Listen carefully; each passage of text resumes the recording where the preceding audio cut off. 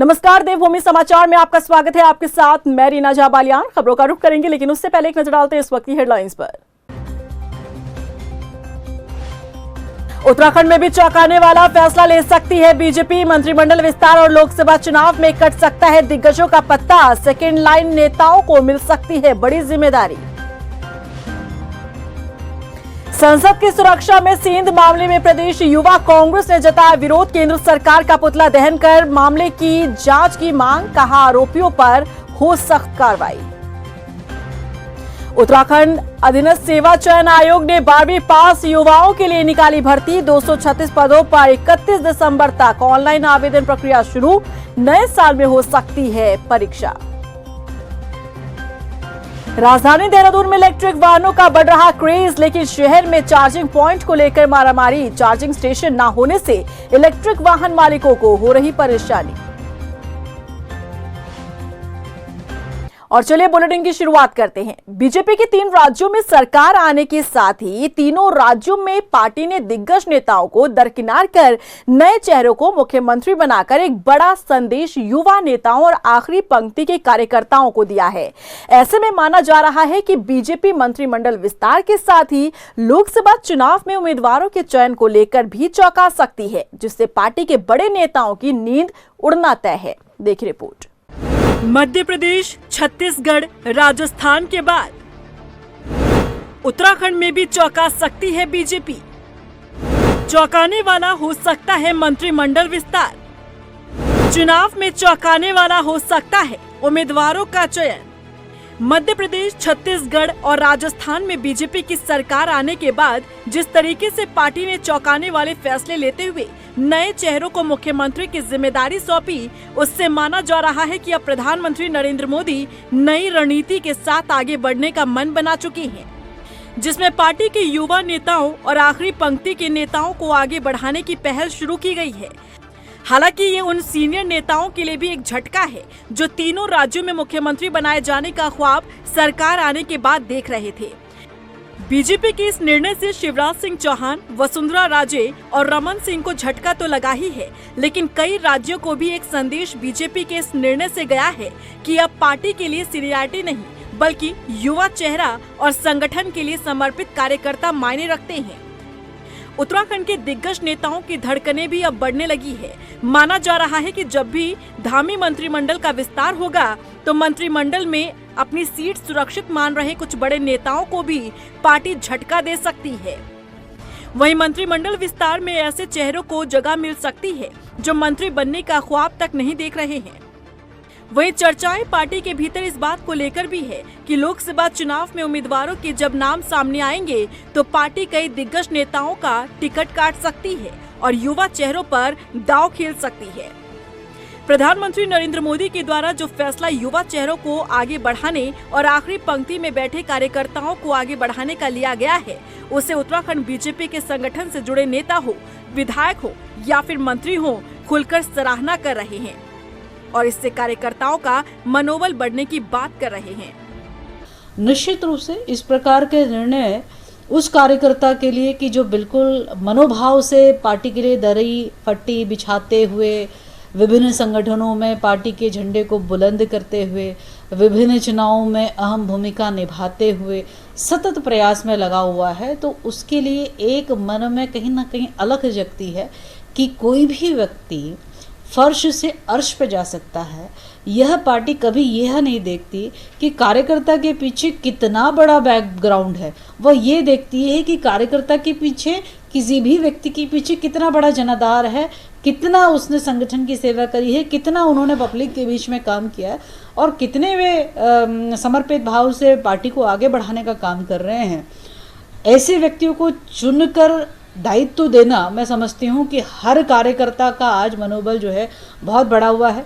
ये पार्टी का जो भी निर्णय होगा, जिस तरह का भी निर्णय करना चाहे, लेकिन ये इतना ज़रूर है कि नई सोच के साथ मोदी जी की जो केंद्र की हमारी पार्टी है और नड्डा जी के साथ, अमित शाह जी के साथ मिलकर नए जो नया जोश आगे पार्टी को भर रहे हैं, हम उसका स्वागत करते हैं और निश्चित रूप से नई जो प्रतिभाएं हैं उनको आगे आने का मौका मिलता है तो पार्टी और मजबूत होगी। वहीं बीजेपी के नए प्रयोग पर पूर्व मुख्यमंत्री हरीश रावत का भी बयान सामने आया है। हरीश रावत का कहना है कि पूरी बीजेपी प्रधानमंत्री को ये साबित करने की कोशिश कर रही है कि प्रधानमंत्री ही सब कुछ है। ये भाजपा की अपनी आंतरिक नीति है, वो किस नीति का अनुसरण करते हैं देखा जाएगा। यहाँ भी कोई भजन लाल की जगह पे, रमेश की जगह पे कोई उमेश सुरेश खोजते हैं, क्या खोजते हैं देखते हैं। भाजपा नेतृत्व एक बात सिद्ध करने में लगा हुआ है कि पूरी भारतीय जनता पार्टी का अस्तित्व श्री मोदी पर खड़ा है। कुल मिलाकर देखें तो बीजेपी जिस तरीके से चौंकाने वाले फैसले ले रही है, उससे ये माना जा रहा है कि जब भी उत्तराखंड में मंत्रिमंडल विस्तार होगा या फिर लोकसभा चुनाव में उम्मीदवारों के नाम का ऐलान होगा तो कौन से वो बड़े चेहरे होंगे जिनको पार्टी घर बैठाने का काम करेगी और कौन से वो युवा चेहरे होंगे जिनको पार्टी मौका देती है। इस पर फिलहाल सबकी नजर बनी है। उत्तराखंड में हुए इन्वेस्टर्स समिट में सरकार ने जो लक्ष्य रखा था उससे ज्यादा के एमओयू साइन हुए हैं। इन्वेस्टर्स समिट के बाद अब सरकार उन एमओयू को धरातल पर उतारने में जुट गई है। मुख्यमंत्री पुष्कर सिंह धामी ने कहा कि हम ऐसे सेक्टर्स को प्राथमिकता देंगे जिससे उत्तराखंड के लोगों को रोजगार मिल सके और राज्य में विकास के द्वार खुल सके। अभी इन्वेस्टर समिट का जिस दिन हमारा समारोह हुआ था, इन्वेस्टर समिट हुई थी, उस दिन हमने लगभग 44,000 करोड़ रुपए के जो ग्राउंडिंग की जो प्रक्रिया है वो शुरू हो गई है और 3.5 लाख करोड़ से ज़्यादा के हमारे निवेशकों के साथ करार हुए हैं। अन्य भी बहुत सारे प्रस्ताव हमको मिले हुए हैं। हमारी प्राथमिकता है कि हम सभी को ग्राउंडिंग जहाँ जहाँ भी हमारी आवश्यकता है, जहाँ पर उद्योग लग सकते हैं, अन्य प्रकार की एक्टिविटी हो सकती है, उन सभी कामों को लगातार मॉनिटरिंग करेंगे, लगातार समीक्षा करेंगे जिससे कि वो धरातल पर उतरे। कैबिनेट मंत्री रेखा आर्य ने उम्मीद जताई है कि जल्द ही यूसीसी को लागू किया जा सकता है। रेखा आर्य ने कहा कि धामी कैबिनेट की पहली बैठक में भी यूसीसी पर मंत्रिमंडल की सहमति बन गई थी ताकि महिलाओं के अधिकारों को सुरक्षित किया जा सके। उन्होंने कहा कि वो दिन दूर नहीं जब यूनिफॉर्म सिविल कोड का लागू करने वाले उत्तराखंड देश का पहला राज्य होगा। माननीय मुख्यमंत्री जी ने चुनाव के दौरान में ही इस बात की घोषणा पब्लिक के मध्य में करी थी कि हम लोग यूसीएफ को लेकर आएंगे और इसको जब हमें कॉमन सिविल कोड को हम जब लेकर आएंगे पूरे देश के सभी राज्यों के लिए अपने आप में एक बिरला उदाहरण होगा जहां कॉमन सिविल कोड लागू होगा और जहां महिलाओं के हित सबसे अधिक जो है हम सुरक्षित होते। उत्तराखंड कांग्रेस के मुख्य प्रवक्ता गरिमा दसोनी ने विकास नगर इलाके में SC/ST की जमीन को फर्जी दस्तावेजों के आधार पर बेचने का आरोप लगाया है। गरिमा दसोनी ने कहा कि भूमाफिया ने SC/ST की तकरीबन 300 बीघा जमीन को फर्जी दस्तावेजों के आधार पर बेच दिया और अधिकारियों को खबर तक नहीं हुई। ये पूरा चिट्ठा जो आप देख रहे हैं ये उन जमीनों का है, ये FIR है रतिराम के खिलाफ और ऐसे में ये मिली भगत राजस्व विभाग के अधिकारियों की भी इसमें बताई जा रही है और गंभीर धाराओं में FIR होने के बावजूद हितों को संरक्षित नहीं किया जा रहा है। गरीब अनुसूचित जाति के लोग यहाँ कांग्रेस मुख्यालय हमारे पास आए थे इस अपेक्षा में कि हम उनकी कोई मदद करेंगे और निश्चित रूप से ये अनुसूचित जाति के लोगों के औने पौने दामों में उसने ज़मीन खरीदी और उसके बाद उनको बड़े रसूखदार लोगों को, अमीर लोगों को बेचने का काम किया है। संसद में हुए हंगामे को लेकर प्रदेश युवा कांग्रेस ने विरोध जताया है। राजधानी देहरादून में महानगर कांग्रेस ने गृह मंत्री अमित शाह का पुतला फूंका और इस्तीफे की मांग की। कांग्रेसियों ने विजिटर पास देने पर बीजेपी सांसद प्रताप सिम्हा को भी सदन से निष्कासित करने की मांग की है। इसके साथ ही कांग्रेस इस पूरे घटनाक्रम पर निष्पक्ष जांच के साथ ही आरोपियों पर सख्त कार्रवाई की मांग कर रही है।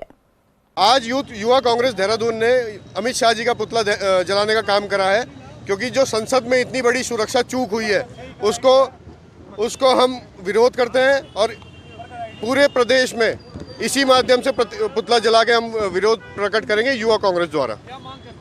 हम मांग करते हैं जो भी इस प्रकरण में दोषी है उसे सख्त से सख्त सजा मिले और जिस सांसद के बुलावे पे वो लोग आए थे उसको तत्काल निष्कासन करना चाहिए।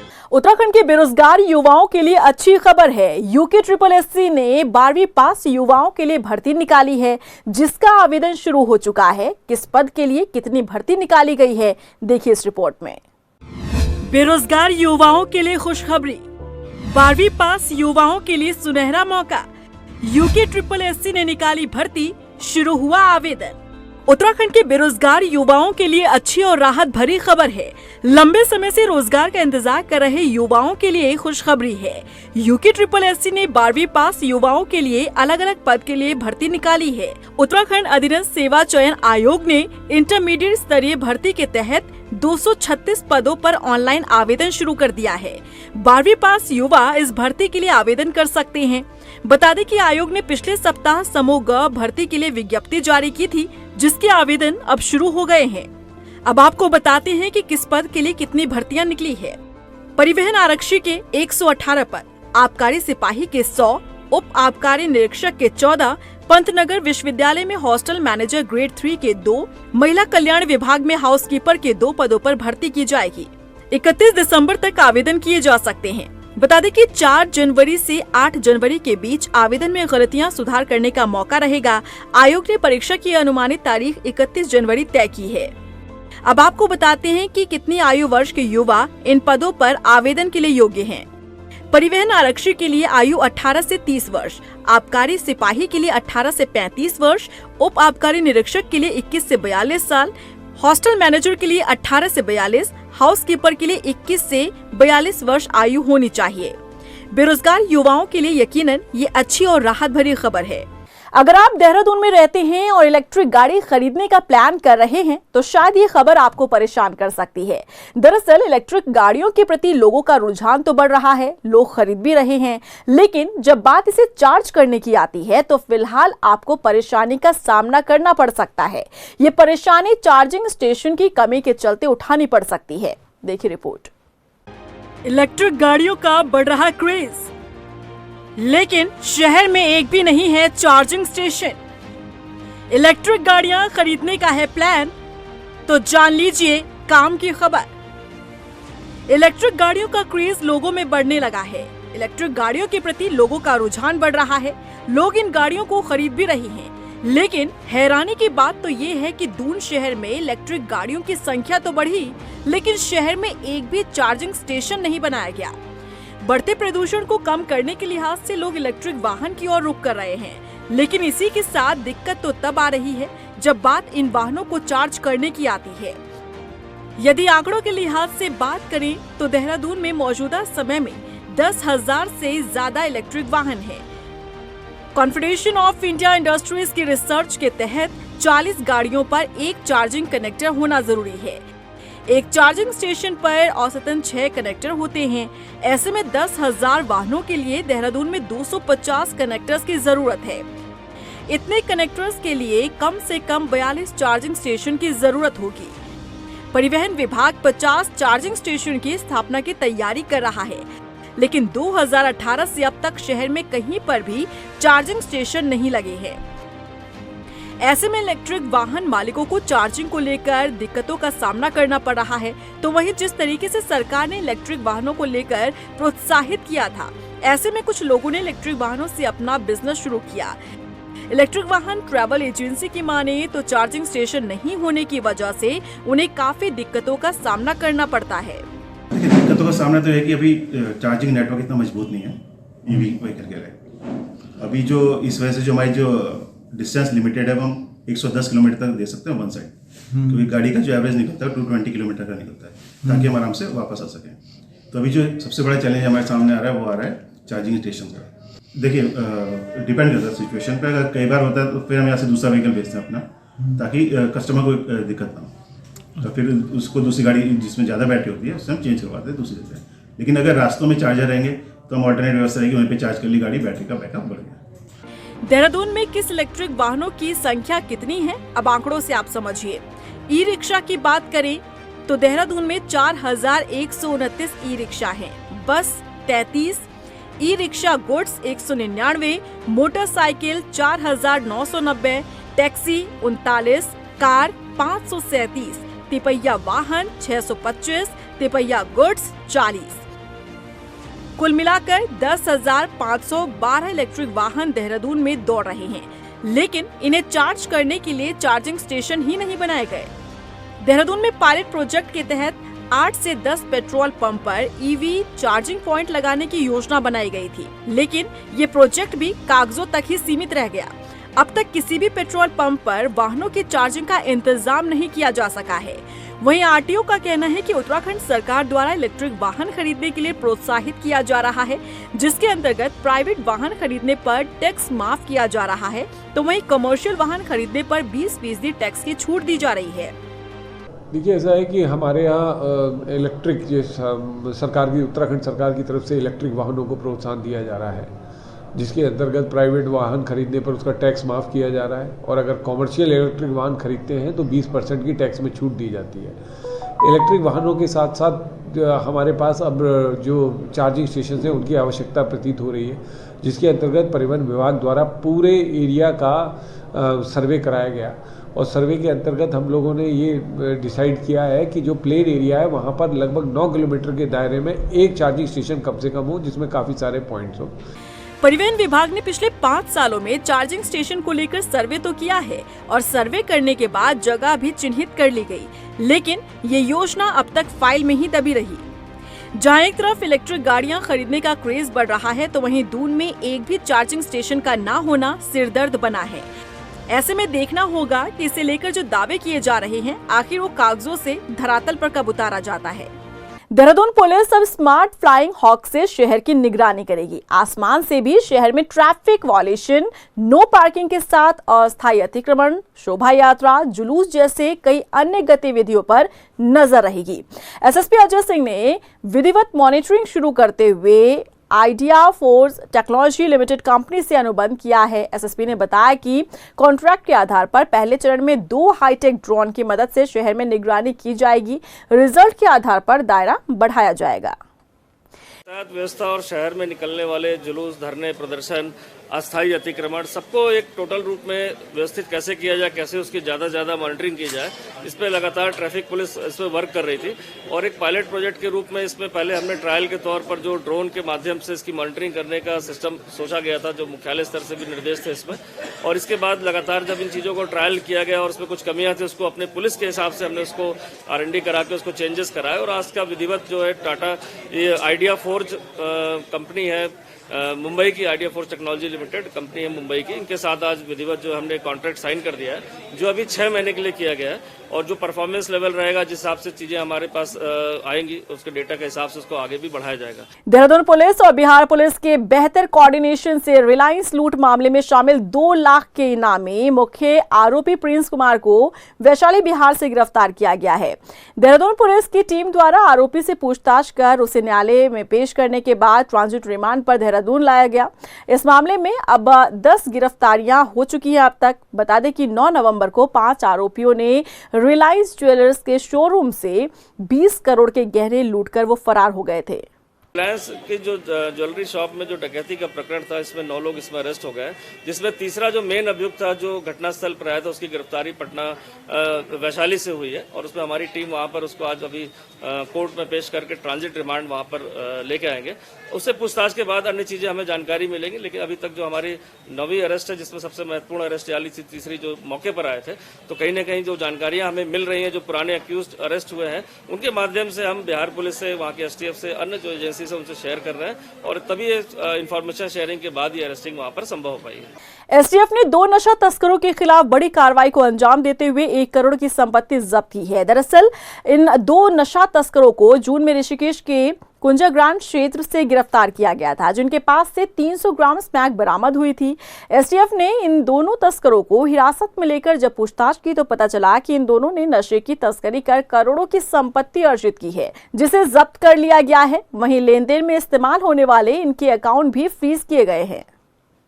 इसमें फाइनेंशियल इन्वेस्टिगेशन जो NDPS एक्ट के अंतर्गत की जाती है, उसको करते हुए हमारे द्वारा पाया गया कि इन लोगों का कोई भी इनके द्वारा IT रिटर्न फाइल नहीं किया जाता है, कोई भी इनके पास वैलिड सोर्स ऑफ इनकम नहीं है, और इनके द्वारा काफ़ी अधिक संपत्ति जो बनाई गई थी, जिसमें चल अचल दोनों तरह की संपत्तियां शामिल थी। तो उन सब की डिटेल्स कलेक्ट करके ये सामने आया कि लगभग 1 करोड़ रुपए की संपत्ति पिछले कुछ वर्षों में इनके द्वारा बनाई गई थी। तो इसमें जो NDPS एक्ट के अंतर्गत जो पावर्स दी गई हैं आईओ को, उनके अंतर्गत 1 करोड़ रुपए की चल अचल संपत्ति को जब्त किया गया है। रुड़की के मंगलौर में 5 दिन से लापता युवक का शव मिलने के बाद पुलिस ने मामले का भी खुलासा कर दिया है। पुलिस ने बताया कि युवक की हत्या की गई और परिजनों ने युवक के दोस्तों पर हत्या का आरोप लगाया है। युवक के दोस्तों को हिरासत में लेकर पूछताछ हुई तो आरोपियों ने अपना जुर्म भी कबूल कर लिया। SSP परमेंद्र सिंह डोभाल ने बताया कि मृतक युवक और उसके दोस्त मिलकर बैंक लूट की योजना बना रहे थे। मृतक युवक के मना करने पर उसे मौत के घाट उतारा गया। दिन पूर्व 8 तारीख को साकिब की एक गुमशुदगी दर्ज की गई थी, जिस पर कुछ लोगों पर शक था। उसी बेस पे पुलिस के द्वारा लगातार प्रयास किए जा रहे थे। कल 14 तारीख को जब उसकी डेड बॉडी प्राप्त हुई, उसके बाद जो संदिग्ध लोग थे उनसे जब सख्ती से पूछताछ की गई तो 2 इसमें जो हमारे मुख्य अभियुक्त थे उनकी इसमें अरेस्टिंग की गई है। वहीं गदरपुर के वार्ड नंबर 9 और 7 में 4 दिन पहले बनाई गई सड़क खस्ता हाल हो गई है। स्थानीय लोगों ने बताया कि नगर पंचायत ने 40 लाख रुपए हॉट मिक्स से सड़क को बनाया, लेकिन सड़क 4 दिनों में उखड़ने लगी। वहीं लोगों की शिकायत के बाद मौके पर पहुंचे अधिशासी अधिकारी ने बताया कि ठेकेदार को सड़क दुरुस्त करने के लिए कहा गया है। उधर क्षेत्रीय विधायक अरविंद पांडे ने कहा कि ठेकेदार के खिलाफ एक्शन लिया जाएगा। देखिए, पहले तो उन्होंने रात को उसको जो रोड डाली रात को डाली नहीं डालनी चाहिए। रात क्योंकि उसको एक टेम्परेचर होता है ना, उस टेम्परेचर के अकॉर्डिंग अगर वो दिन में डालता तो ज्यादा सही रहता, लेकिन रात को डाला तो चलिए कोई नहीं। उसकी शिकायत अभी लिखित रूप में तो मेरे पास नहीं आई, लेकिन मौखिक रूप से जो मेरे पास लोगों का आया था तो उसके आधार पर मैंने उसे नोटिस दिया था और नोटिस के बिहाफ पे उसने बोला था 1-2 दिन से मैं काम शुरू कर रहा हूँ। तो मेरे संज्ञान में जहाँ तक वो काम कर रहे हैं अभी। सड़क की शिकायत है, गुणवत्ता की शिकायत है, तो ठेकेदार की नैतिक जिम्मेवारी है, बिल्कुल उसके खिलाफ एक्शन लेंगे और जन सुविधाओं के अनुरूप उसको ठीक किया जाएगा। उधम सिंह नगर के गुलरभोज में ACMO ने प्राइवेट अस्पताल में छापेमार कार्रवाई की। राजेश आर्य ने बताया कि स्वास्थ्य विभाग को अस्पतालों में अनियमितताओं की शिकायत मिल रही थी, जिस पर संज्ञान लेते हुए स्वास्थ्य विभाग ने छापेमार कार्रवाई की। उन्होंने बताया कि स्वास्थ्य विभाग ड्रग इंस्पेक्टर के साथ मिलकर मेडिकल स्टोर्स पर भी एक्शन लेगा। ज़्यादातर जो अस्पतालों में देखने में मिल रहा है कि उनके जो मालिक हैं, जिनके नाम पे रजिस्ट्रेशन है, वो मौके पर नहीं है, या जिनके नाम रजिस्ट्रेशन भी हैं तो वो किसी और को हॉस्पिटल सौंप के गए हैं। तो ये चीज़ें जो नियम विरुद्ध हो रही हैं उस पर हम नियमानुसार कार्रवाई करेंगे, नोटिस देंगे, जुर्माने देंगे और जो भी नियम सम्मत कार्रवाई होगी वो की जाए। मेडिकल स्टोर के संबंध में जो हमारे ड्रग इंस्पेक्टर होते हैं, नियमानुसार उनके स्तर से कार्रवाई की जाती है। हमारे स्तर से उनको अवगत कराया जाता है कि यहाँ ऐसी जानकारी या सूचनाएँ मिल रही हैं। और इसी के साथ फिलहाल इस बुलेटिन में बस इतना ही, लेकिन चलते चलते एक बार नजर डालते हैं इस वक्त की हेडलाइंस पर। उत्तराखंड में भी चौंकाने वाला फैसला ले सकती है बीजेपी। मंत्रिमंडल विस्तार और लोकसभा चुनाव में कट सकता है दिग्गजों का पत्ता। सेकेंड लाइन नेताओं को मिल सकती है बड़ी जिम्मेदारी। संसद की सुरक्षा में सेंध मामले में प्रदेश युवा कांग्रेस ने जताया विरोध। केंद्र सरकार का पुतला दहन कर मामले की जांच की मांग, कहा आरोपियों पर हो सख्त कार्रवाई। उत्तराखंड अधीनस्थ सेवा चयन आयोग ने 12वीं पास युवाओं के लिए निकाली भर्ती। 236 पदों पर 31 दिसंबर तक ऑनलाइन आवेदन प्रक्रिया शुरू। नए साल में हो सकती है परीक्षा। राजधानी देहरादून में इलेक्ट्रिक वाहनों का बढ़ रहा क्रेज, लेकिन शहर में चार्जिंग पॉइंट को लेकर मारामारी। चार्जिंग स्टेशन न होने से इलेक्ट्रिक वाहन मालिकों को हो रही परेशानी।